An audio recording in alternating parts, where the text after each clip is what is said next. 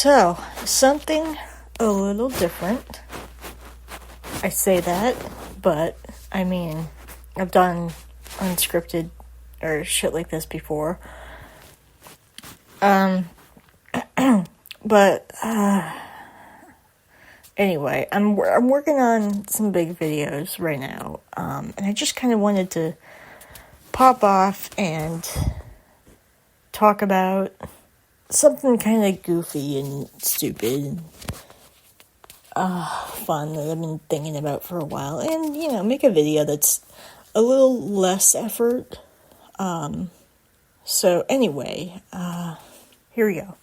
Bedknobs and Broomsticks is a seminal Disney classic, in my house at least. Apparently the movie was not all that successful when compared with Mary Poppins, which it is compared to a lot. I think they're kind of sister films in a way. I still think it's a great movie, easily as good, if not better than Poppins. I don't think that one is trying to rip off the other. I think they're both really good movies. Anyway, I was rewatching the film for a dose of that good old nostalgia, and I noticed something odd. I should preface by saying that, like a lot of Disney's classics, Bedknobs and Broomsticks has been released and re-released on home media many times over the years. Not to mention, it's now permanent home on Disney Plus. This will be really awkward if it gets taken off Disney Plus. And the version I was watching at the time was a home media release, because yes, I still use DVDs. I am a boomer. But I had never once for a minute considered that there were multiple alternate versions of the film, and that led me down a rabbit hole, which I will now regale you with. So let's go back to 1964. Mary Poppins comes out, and it's a huge hit. And with any success, as with any success, the immediate impetus was to recapture the magic. Now, Bedknobs had been in development before Mary Poppins. It had been, in development since the early 60s. However, the movie was shelved until 1969 and slated for a 1971 release. The original cut of the film was 141 minutes, or about 2 hours 35 minutes. For the US premiere, the film was cut down. Disney cut about 23 minutes, including 3 of the movie's musical numbers, With a Flair, Step in the Right Direction, and Nobody's Problems. Also, if you've seen the movie like I have, like on Disney Plus or in some other form, and you've ever wondered why Roddy McDowall gets like third billing in the credits despite barely being in the movie, it's because in the original cut he actually had more screen time. So anyway, when the film was reissued in 1979, it was cut down again to 96 minutes. And this time, all of the songs were cut, except Portobello Road, The Age of Not Believing, and The Beautiful Bride. Why not cut out all the songs while you're at it? Fuck it. Just, make the movie even shorter. Who needs songs? Fuck the songs.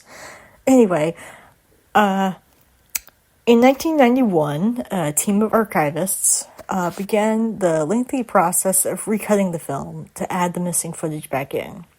Not an easy task. Scott McQueen, senior manager director of Disney's Restoration Division, was particularly interested in restoring A Step in the Right Direction, and you can actually still listen to that song on the soundtrack right now. But the video footage was completely unrecoverable. So you have the song, but it's not in the movie. It's only on the soundtrack. And then, because a lot of the audio was basically lost, because, they were working with footage from the 1960s, a number of lines had to be re-recorded, And the difference is not subtle. The culmination of this restoration was the 25th anniversary cut, which premiered in 1996 and is the closest to the original at 139 minutes. And that's the version that ended up on all the subsequent DVDs. So that's the version that I saw. That's the version that's on my DVD, which is weird. It's kind of like being in an alternate dimension. Because, let me put it this way, the version on Disney Plus and the Blu-ray is 117 minutes, and that's the version that I grew up with. It's like a weird Mandela effect. I don't know how to explain it otherwise. Until recently, I'd only ever seen that version.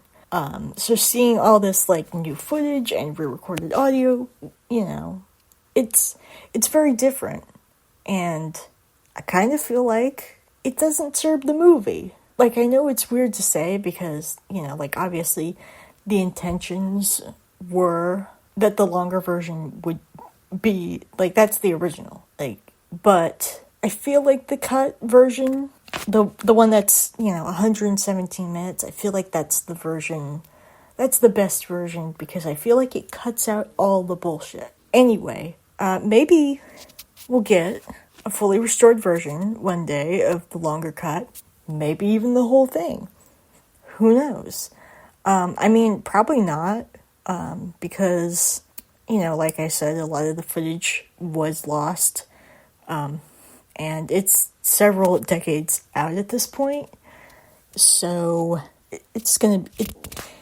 it'd be pretty hard to recover all that. But, apparently it does exist. It's just sitting in the Disney Vault, right alongside Song of the South and Walt's cryogenically frozen head.